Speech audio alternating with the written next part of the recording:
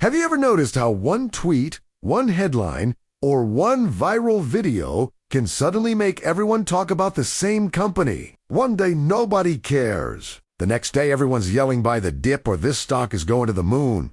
But here's the real question. Do most people even know what they're buying, or are they just copying the crowd without understanding the rules of the game? Before we go further, don't forget to subscribe and hit the like button. Your support helps the channel grow and keep moving in this direction. Stocks sound complicated, expensive, and scary to a lot of people. Some imagine Wall Street traders shouting into phones. Others think you need millions of dollars and a finance degree just to start. But the truth is much simpler. At its core, the stock market is built on one basic idea, that almost anyone can understand ownership. Once you get that, everything else starts to make sense. So what exactly is a stock? A stock is a small piece of ownership in a real company that makes real products or services. When you buy a stock, you're not buying a random number on a screen. You're buying a claim on part of a business, its future profits, its growth, and yes, even its failures. That's why stocks go up and down. Think about a company like a giant pizza instead of a boring corporate structure. That pizza is sliced into thousands, sometimes millions of pieces. Each slice is called a share. When you buy one share, you own one slice of that pizza. You don't own the whole thing, but you do own a real piece, and that piece can grow in value.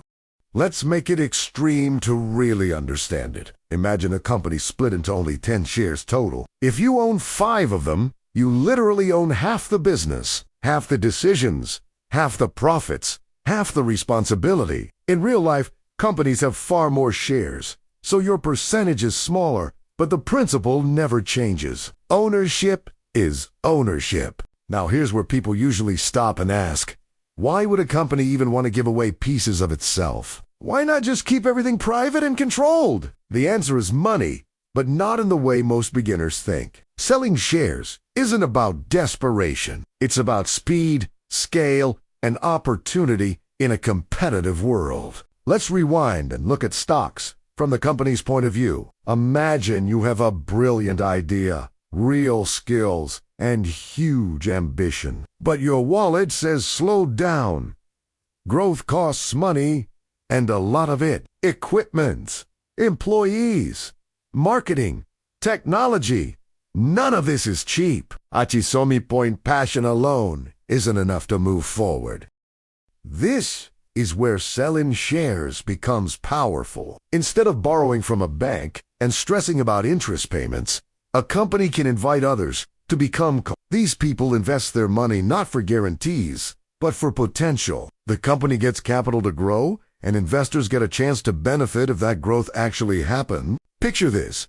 Alex wants to launch a smart fitness brand called Pulseware. He needs $200,000, but only has half, so he divides the company into 20 shares. Each share costs $10,000. Alex keeps 10 and sells the rest to people who believe wearable tech is the future. Suddenly, his idea has fuel. Fast forward a few years. Pulseware signs big partnerships. Sally's is splodgy, and the brand becomes trendy. What was once valued at $200,000 is now worth $600,000. Each share triples in value. Investors didn't just lend money, they owned part of the success. That's the upside everyone dreams about. But let's be real. Not every story ends like this. What if competitors copy the idea? What if trends change? If the company's value drops, shares drop with it. That same ownership that creates profits also creates risk. Stocks reward belief, patience, and research, not blind optimism. This emotional roller coaster is exactly why stocks feel exciting and terrifying at the same time. You're not watching numbers, you're watching human decisions, markets, fear, and ambition collide. And that's why understanding the basics matters. Without knowledge, emotions take over, and mistakes get expensive fast. Now that you understand what stocks are and why companies sell them, the next question is obvious. Where does all this buying and selling actually happen? Stocks don't float around randomly. They live in organized places called stock exchanges, where millions of people meet digitally every single day to trade ownership. Think of a stock exchange like a massive online marketplace. Instead of sneakers or phones, people trade pieces of companies. The most famous exchanges are the New York Stock Exchange and NASDAQ. Today, you don't need a suit or a trading floor. A smartphone and an app are enough to enter the game. When a company becomes large and ambitious enough, it may decide to go public. That means its shares become available to anyone, not just private investors. This moment is called an IPO. It's a big step, full of hype, headlines, and expectations, because now the entire world can judge the company's value. Some people think stocks only make money when prices go up. That's not entirely true. Many companies share their profits directly with investors through dividends. It's like getting paid just for owning a piece of the business. You didn't sell anything. You simply stayed patient. Now let's talk about the two main types of stocks, because not all ownership works the same.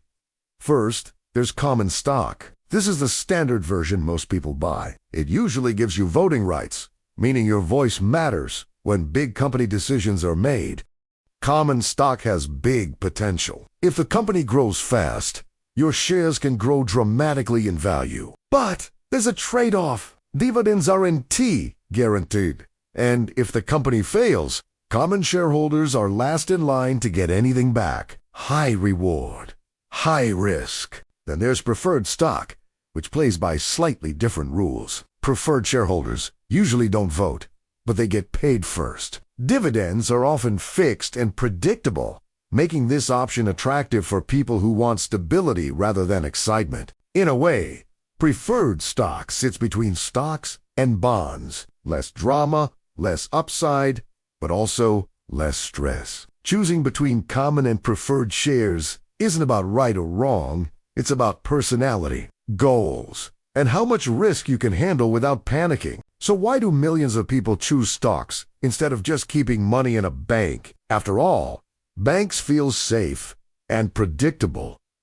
The answer is growth. While savings accounts slowly crawl forward, stocks give your money a chance to actually work. Historically, long-term investing has outpaced inflation and rewarded patience. Of course, higher potential always comes with higher risk. The stock market doesn't move in a straight line. It rises, falls, panics, recovers, and sometimes scares people out at the worst possible moment. That's why mindset matters just as much as money. Emotional decisions often cost more than bad analysis. Some investors play the long game. They buy shares of strong companies and hold them for years, sometimes decades. They believe in gradual growth, reinvested dividends, and time doing the heavy lifting. This approach is boring, and that's exactly why it works for many people. Others prefer faster action. They trade more frequently, trying to profit from price swings. This can be exciting,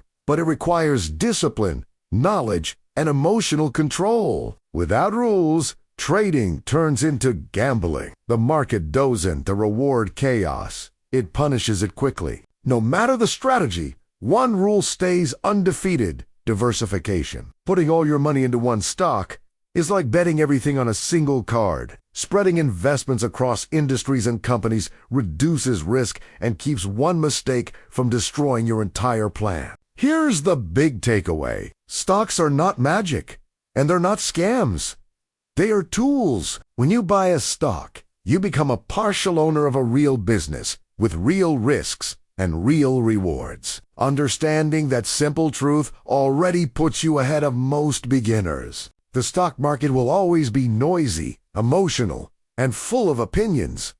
But knowledge cuts through the noise. If you learn how the system works, you stop reacting and start thinking. And that's when investing stops feeling scary and starts feeling intentional. If this video helped you see stocks differently, don't forget to subscribe to the channel and hit like. More simple, honest breakdowns are coming, and you don't want to miss them.